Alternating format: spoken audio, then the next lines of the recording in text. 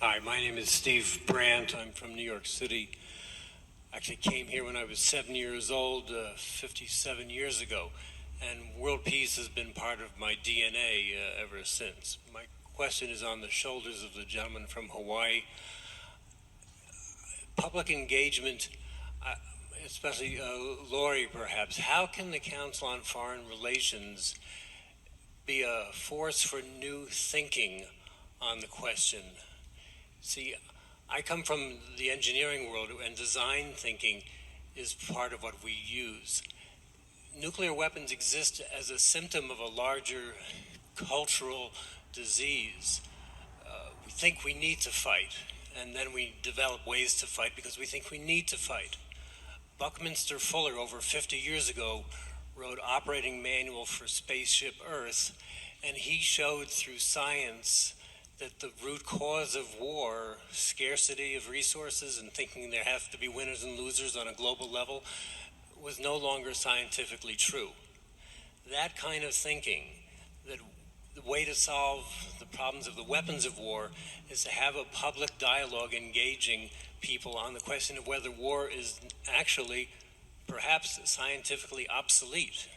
We can solve our problems without fighting. That's what Bucky wrote about over 50 years ago. And so I'm looking for ways to engage people on this question of whether the weapons issue is actually a subset of a larger cultural conversation we need to have. Can we use science to advance beyond the need to settle our differences violently? I believe we can have that breakthrough, but we've got to find a place where we can talk about it. I mean, you know, they made a movie called The Day After in the 1980s, and that energized people in America to get Ronald Reagan to stop talking like he was going to use nuclear weapons. Do you remember the movie The Day After? Brilliant, ABC television. So I'd like to find a way to engage this larger design question. Do we have the potential to have a culture where weapons are actually no longer seen as necessary because we learn how to solve our differences without fighting? Thank you. I think you're absolutely right. And actually, today, the United Nations Association there is an important forum where these discussions to take place.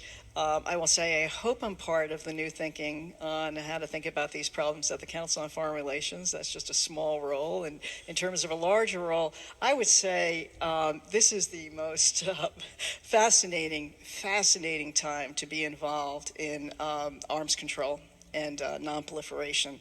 That we've been talking, or I in particular have been talking about the dark side of the problems that we have to be careful about, think thoroughly about now that we can see in terms of technology and destabilization. But these same technologies, AI and the verification technologies, how it's going to improve verification, and verification has been accelerating. Our abilities to accelerate the verification processes because of the advances in technology, and AI is going to contribute to that even more.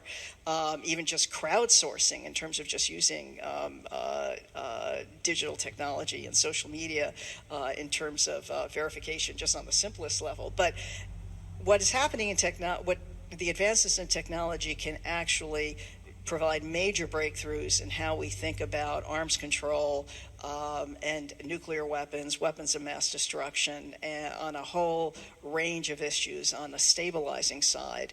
And the more you know about what's going on around the world, and that's AI and command and control, the more you can see the battlefield, the more you can try and prevent, not the problem is you might want to preempt, but you could also prevent conflict from happening because you can see it popping up much more quickly. So this is an absolutely fascinating time. And if I was going into a PhD program, I would, I wish I was going into a PhD program again now, which is hard to say having come out of a PhD program, but and for those of you who may be in it. But it is an absolutely fascinating time because there is such an opportunity for new thinking that these technologies are presenting.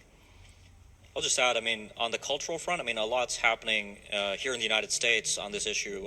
We've seen lawmakers put forward bills calling for the United States to adopt a no first use posture. That's very much on the cultural side of how we think about and conceive of the role of nuclear weapons in American strategy. And I think those debates are really happening. So if you can engage yourself in those debates, I think that's a good way to move forward the conversation and potentially shift the cultural role of these weapons. So let's continue.